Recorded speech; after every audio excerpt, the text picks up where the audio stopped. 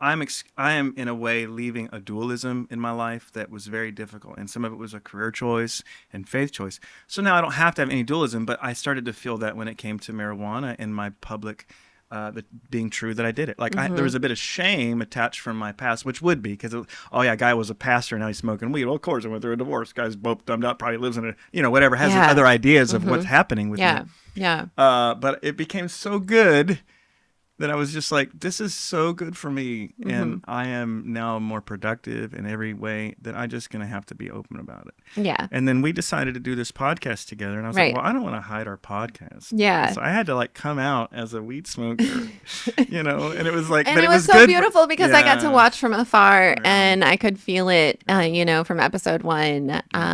Richie wasn't all the way Yeah, the stuff himself. we had recorded previously. Yeah. Yep. Yeah. And I loved that I was getting the parts that you could deliver on Right. those days, but I knew that there was more for us to tap into. And I knew it would come with time. And Yeah, I'm so happy absolutely. for you. And I'm And so I- proud of you for doing Thank you, Kayla. that. And it is hard to come out, and especially when you are come out about plant medicine. Absolutely.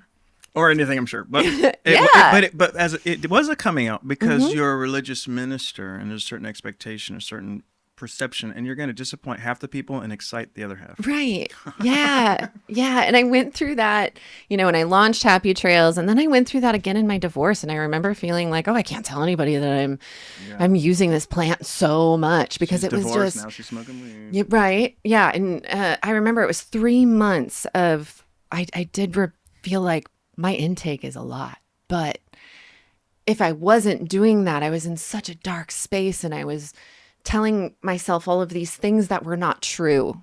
Yes. And so I utilized plant medicine to really go within.